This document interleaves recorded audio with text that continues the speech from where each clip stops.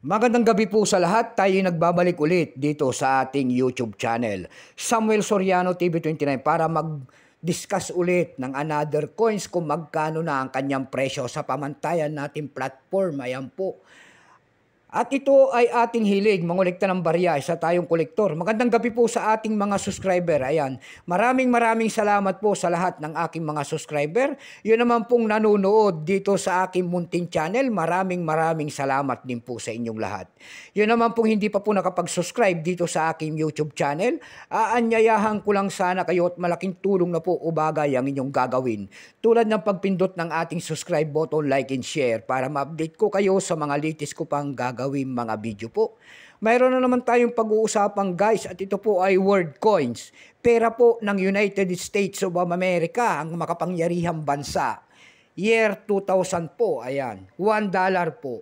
Sigodea po ang pangalan niyan, Liberty. Ayan, ang makapangyarihang bansa. Baka mayroon kayong mga ganyan. Ayan, bultuhan po ang ating bili sa mga ganitong mga coins. Ayan, mag-comment po kayo dyan. Bago tayo magsimula sa ating talakayan, kilalanin muna natin siya para makita natin ang kanyang presyo. Issue po, United States, period Federal Republic, 1776 up to date po. Type nito standard circulation coins, years 2000 hanggang 2008. Value nito $1, Sigagawa.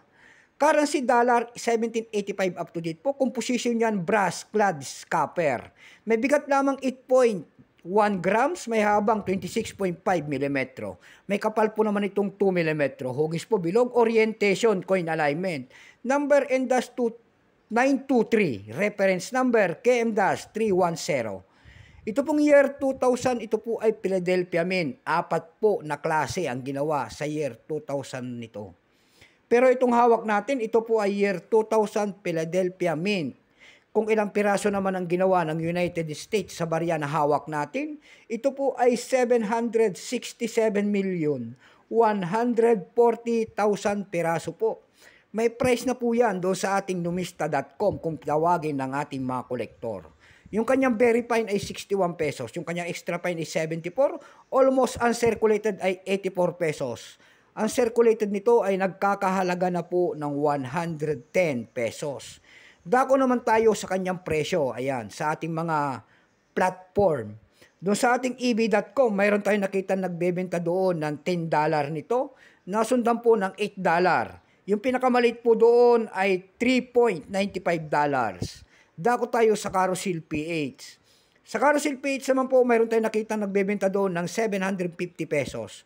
Nasundan po yan ng 700 pesos. Yung pinakamalit po ay 500